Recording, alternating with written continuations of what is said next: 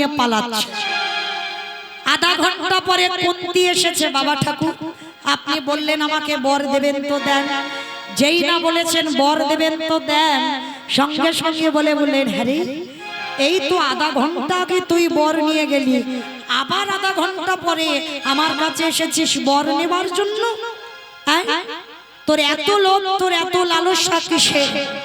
বাবা ঠাকুর আপনি আমাকে বর দেননি, অপদার্থ, আমি তোকে বর দিয়েছি, ভালো করে মনে আছে। না, আপনার কোথাও ভুল হচ্ছে, আপনি আমাকে বর দেননি। বেশ, তাহলে আমি ধ্যানাযোগে বসে দেখি। আর যখনই ধ্যানাযোগে বসে দেখলো দুর্বাসা ওটা কুন্তি ছিল না, গান্ধারী বটটাকে নিয়ে পালিয়ে যাচ্ছে। আর যেই না গান্ধারী বটটা নিয়ে পালিয়ে যাচ্ছে, দুর্বাসা রাগান্বিত হয়ে বললেন ওরে পাপিষ্টা নারী, তোর এত বড় স্পর্ধা, তুই দুর্বাসার সঙ্গে ছলনা করলি, আমি তোরে ছেড়ে দেব না। এই মুহূর্তে কুন্তির মাথায় হাত রেখে বর দিল, তুই তিনটে ছেলের মা হবি। যুধিষ্ঠির, ভীম, অর্জুন, মাতৃর হবে দুটো সন্তান নকুল সহদেব। আর মাতৃর মৃত্যুর পর এই ত্রিভুবনে জানবে তুই পঞ্চপুত্রের জননী। আর তোরই পাঁচটা ছেলের হাতে ও যেভাবে আমার কাছ থেকে চালাকি করে বর চুরি করলো, আমি অভিশাপ দিলাম তোর পাঁচটা ছেলের হাতে ওর শতপুত্র নিধন হবে হবে হবে। কে কথাগুলো বলছে? মা বাবা মৌমিতা। আমি বলবো কেন? কুরুক্ষেত্রের মাঠে স্বয়ং ভগবান গান্ধারীকে বলছে, পিসি চোরের ধন তো বাটপাড়াই নেয়, কান্নাকাটি করো কেন? তোমার পাপের ভরা পূর্ণ হয়েছে, তাই তো আজকে এই দুর্গতি হয়েছে তোমার। মনে করে দেখো 108 জন্ম আগে একটা মাকড়সা ডিমকে টিপে মেরেছে, সেই পাপের ভরা 108 জন্ম পরে তোমারই গর্ভে 100 সন্তান হলো, তাকে ভগবান কৃপা করে কুরুক্ষেত্রের মাঠে কেড়ে নিল। মায়েরা ভালো করে বিচার করবেন, খুব ভালো করে শুনবেন।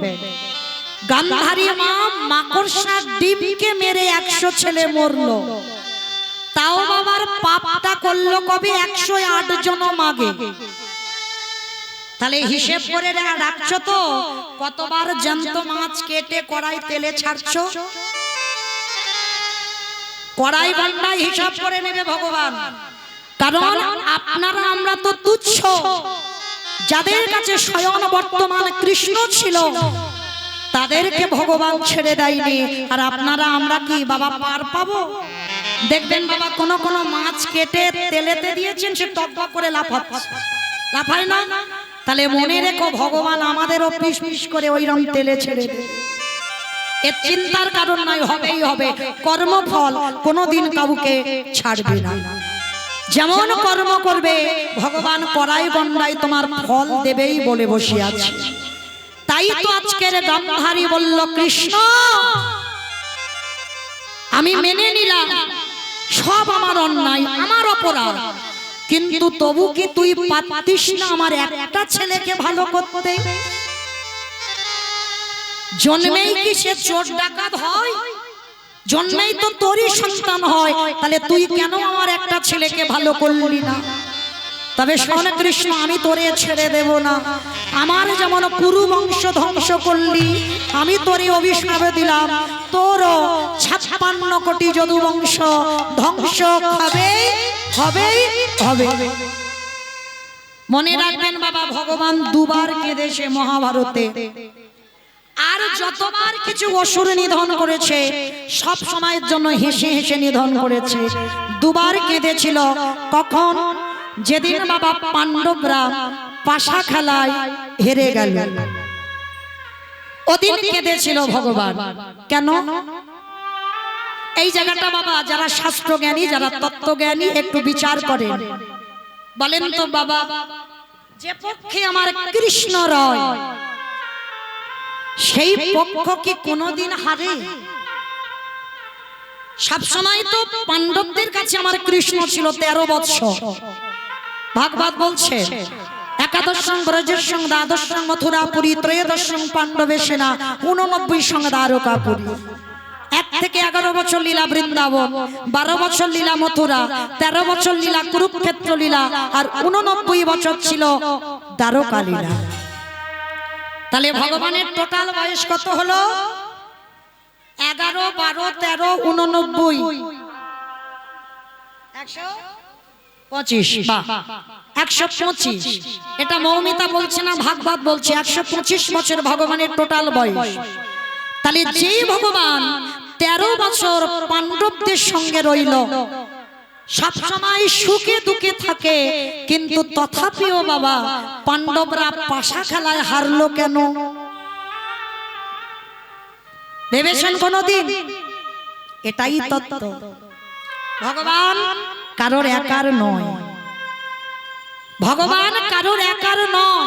এখানে যদি কেউ মনে করে আমি বড় বৈষ্ণব হয়েছি, আমি নিয়ম নিষ্ঠা মেনে চলি, ভগবান শুধু আমার একার, ভুল ভাববে।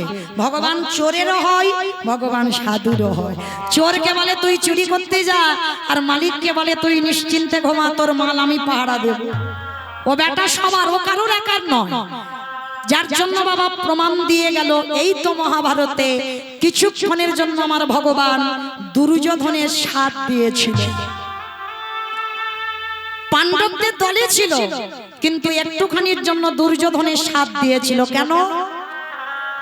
এই যে বাবা সিদ্ধান্তগুলো ঠিকঠাক নিতে হবে, ভুলভাল সিদ্ধান্ত নিলে হবে না। আর তুমি যদি অধর্মের পথ ধরো, ভগবান জীবনে তোমার সাথ দেবে না। আর যদি প্রকৃত তুমি ধর্মের পথ আঁকড়ে বসে থাকতে পারো, তুমি ধর্মটাকে ধরে থাকতে পারো, ভগবান বললেন তাকে কেউ সাহায্য করুক বা না করুক, ধর্ম নিজে স্বয়ং তাকে সাহায্য করে। নিতাই গৌর প্রেমানন্দে হরি বল, হরি বল। যার জন্য বাবা দুর্যোধনের পক্ষ নিয়েছিল একটুখানির জন্য পাশা খেলায়। কিরকম? কারণ দুর্যোধন বাবা ভালো পাশা খেলা জানতো না, একদমই জানতো না। আর যার জন্য ওই দুর্যোধন শুকুনি মামার উপরে দায়িত্ব দিয়েছিল, আমার হয়ে আমার মামা পাশা খেলার ঘুঁটি ছাড়বে। আর একটুখানি সময়ের জন্য যুধিষ্ঠির মহারাজের একটু অহংকার এসেছিল। দুর্যোধন খেলতে জানে না, ওই জন্য মামাকে দিয়েছে। কিন্তু আমরা 5 ভাই তো পারদর্শী পাশা খেলা। কৃষ্ণকে বলেছিল, সখা যতক্ষণ না আমরা পাশা খেলার এখানে তোমাকে ডাকবো, তুমি আমাদের খেলার মাঝখানে থাকবে না। ভগবান তখনই মনে মনে ভাবলো, যুধিষ্ঠির কি করে তুমি বলতে পারলে? কারণ একবারের জন্য তুমি ভাবলে না। দুর্যোধন তার মামার উপরে দায়িত্ব দিল, তুমি কি পারতে না তোমরা না খেলে আমার উপরে দায়িত্বটা তুলে দিতে? আর এই সিদ্ধান্ত নেওয়ার জন্য আমি তো কিছুক্ষণের জন্য দুর্যোধনেরই সাথ দেব। পাশা খেলায় পাণ্ডবরা কেড়ে গেল। বাবা প্রশ্নটা আপনারা করেন না, আমরা করি না। করেছিল কে? দ্বারকায় উদ্ধব আমার কৃষ্ণকে। কৃষ্ণ আমি মেনে নিলাম পাণ্ডবদের ভুল ছিল, কিন্তু তোমার সখী দ্রৌপদী কি ভুল করেছিল? একটা নারীর সম্মান ধুলোয় মিশে গেল, তারপরে তো তুমি তাকে কৃপা করেছিলে। তা নারীর যদি সম্মানটাই চলে গেল, তাকে কি সমাজ নারী বলবে? বলো, সখী কি দোষ করেছিল, কি ভুল করেছিল, যার জন্য তুমি দ্রৌপদীর এই রকম অপমানিত হতে দেখলে? ভগবান মুচকি হেসে বলল, শোনো উদ্ধব, যে ভুলটা পাণ্ডবরা করেছিল সেই ভুলটা দ্রৌপদীও করেছিল। দ্রৌপদী যেদিন পাশা খেলায় বাজি রেখেছিল দ্রৌপদীকে পাণ্ডবরা, যে হেরে গেলেই দ্রৌপদীকে দিয়ে দেবে, তখন দ্রৌপদী ছিল রজশালায়, ঘরের মধ্যে বন্দী ছিল। আর যখনই হেরে গেল, দুঃশাসন ছুটে গিয়েছিল দ্রৌপদীর ঘরে, কিন্তু কোনোদিন দ্রৌপদীকে ছুঁতেও পারত না। যদি একবার দ্রৌপদী আমার সখা কৃষ্ণকে স্মরণ করত, করেনি মা। যখনই দুঃশাসন চুলের মুষ্টিটা ধরলো তখনও করলো না। যখন কুরুসভার মাঝখানে দ্রৌপদীকে নামানো হলো তখনও করলো না শরম। প্রথমেই তো দ্রৌপদী তার 5 স্বামীর কাছে সাহায্য চেয়েছিল। 5 জন বড় বড় বীর স্বামী মাথা নিচু করে দাঁড়িয়েছিল, কিছু করতে পারলো না। তারপরে অষ্টগুরু দ্রোণাচার্যের কাছে সাহায্য চেয়েছিল, কিছু করতে পারলো না। তারপরে পিতামহ ভীষ্মের কাছে সাহায্য চেয়েছিল। সবাই যখন মাথা নিচু করে দাঁড়িয়ে আছে, দ্রৌপদীর বক্ষের কাপড় ধরে টানছে, তখনই দ্রৌপদী বলেছিল, ও তার মানে তুমি চাও যে আমার নারী জাতির সম্মান চলে যাও? বেশ, তুমি যদি এটাই চাও তাহলে আমিও দেখতে চাই তুমি কি করে দাঁড়িয়ে থাকতে পারো। আমি আর কারোর কাছে সাহায্য চাইব না। যখন দেখলো বাবা কেউ তো আমার নয়, কেউ তো আমার সাহায্য করছে না, তখনও দ্রৌপদী বক্ষের কাপড়টাকে ধরে এক হাত দিয়ে ডেকেছিল, হে ব্রজেন্দ্র নন্দন কৃষ্ণ দেখা দাও। এলো না। হে দ্বারকাধিপতি কৃষ্ণ দেখা দাও। এলো না। হে গোলকপ্রতি কৃষ্ণ দেখা দাও। এলো না। 3 বার হয়ে গেল, এলো না। এইবার দ্রৌপদী বলছে, ও এতবার ডাকছি তুমি শুনতে পাচ্ছ না? বেশ, দেখো এবার আমি কি করি। তুমি তো চাও আমার সম্মান চলে যায়, যা। এইবার দ্রৌপদী বস্ত্রটা ছেড়ে দিয়ে দুটো বাহু উত্তোলন করে ডেকেছিল, হে প্রাণপতি দেখা দাও। হে প্রাণপতি, হরি বল হরি বল হরি বল। হে প্রাণপতি দেখা দাও। হে প্রাণপতি দেখা দাও। হে প্রাণপতি দেখা দাও। একেবারে দেখা দাও।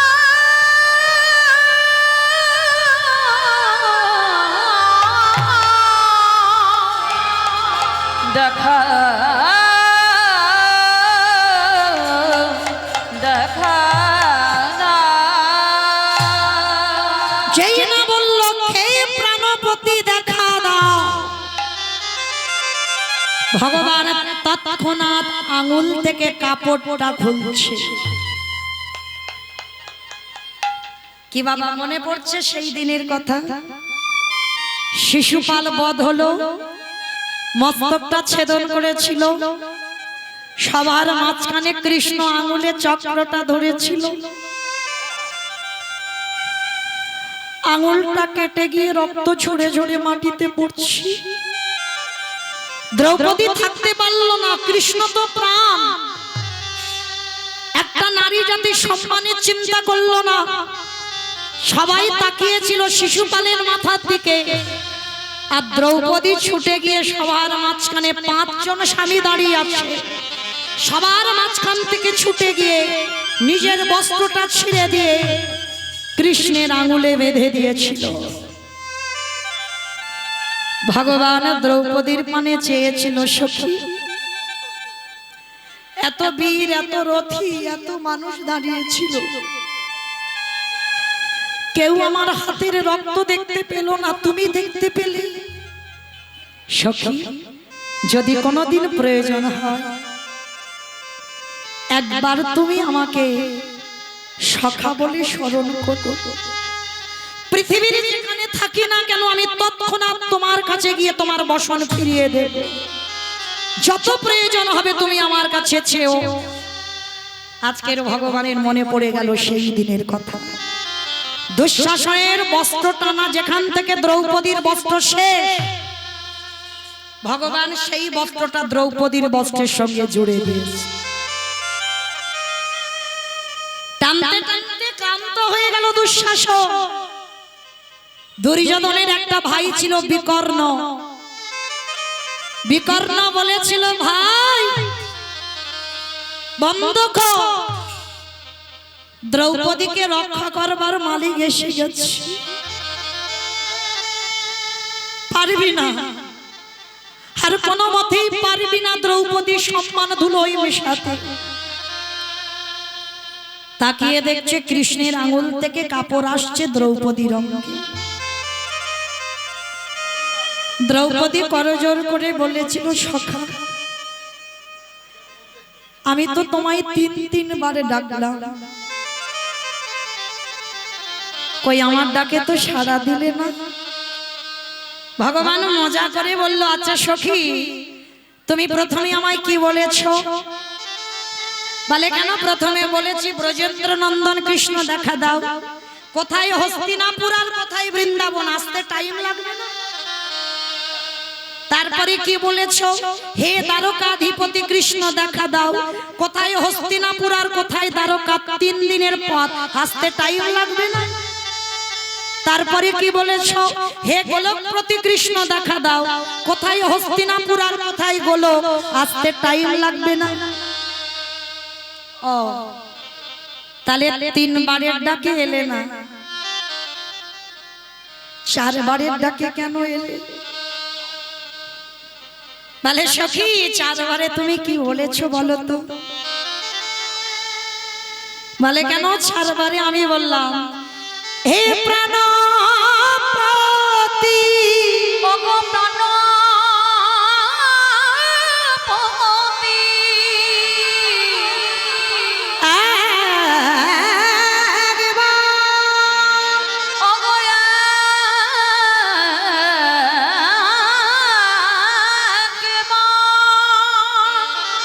তোমার সখী যে বড় অসহায় হয়েছি, তোমার সখী বড় অসহায় হয়েছে, একবার কৃপা করে, একেবারে কৃপা করি তুমি একবার দর্শন দাও হে। দর্শন দাও। সখী এই জগতে যে একবার হা কৃষ্ণ প্রাণ গোবিন্দ বলে, আমি পৃথিবীর যে প্রান্তে থাকি না কেন, আমি ভক্তের ডাকি, আমি দয়াল ছুটে আসি। নিতাই যে গৌর জনে হরি।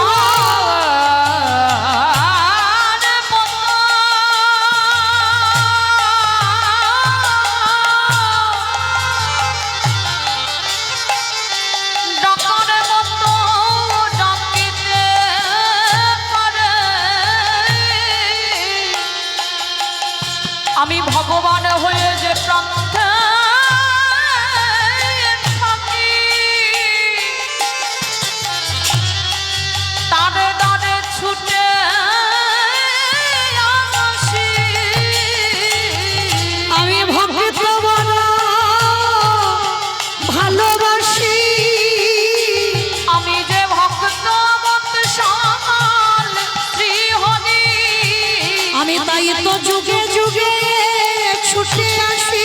নানা ভক্ত ছাড়া রইতে নারী, আমি ভক্ত চরণ ছাড়া আর কিছু জানি না। বলে ওই চরণের অভিলাষী, আমি ওই চরণে সবে সপেছি। ওই চরণে বড় হরিবাসী। আমি ওই চরণে সবে ভক্ত চরণে বড় ভালোবাসি, ওই চরণে সবে ভক্ত ছাড়া রইতে নারী, বলে তার দরজায় ছুটে আসি। তাহলে এই জায়গাটা বাবা কি শিক্ষা পেলাম? কারোর যদি সংসারে অভাব অনটন শোক দুঃখ লেগে থাকে, কোনোদিন জগতে বাবা লোকালয়ে কাউকে বলো না, আত্মীয় পরিজনকেও বলো না। বললে কি হবে? তুমি তাদের কাছে হাসির পাত্র হয়ে উঠবে। তাহলে জানাতে যদি হয়, একজনের কাছে জানাও, যিনি হলেন বিশ্বের স্রষ্টা মালিক ভগবান। কারণ দ্রৌপদী জানাতে ভুল করলো বলে আজকে নারী জাতির অসম্মান হয়ে গেল। পাণ্ডবরা কৃষ্ণকে সম্মান দিল না বলে পাশা খেলায় হেরে গেল। তাহলে ভগবান সেদিন কেঁদেছিল, আর একদিন কেঁদেছিল কবে? যেদিন গাম্ধারী অভিশাপ দিল তোমার 56 কোটি যদু বংশ ধ্বংস হবে। এই দুবার কেঁদেছিল, কিন্তু কৃষ্ণ বলল পিসিমা গো, তোমার কুরু বংশ আমি ধ্বংস করি না, ধ্বংস করি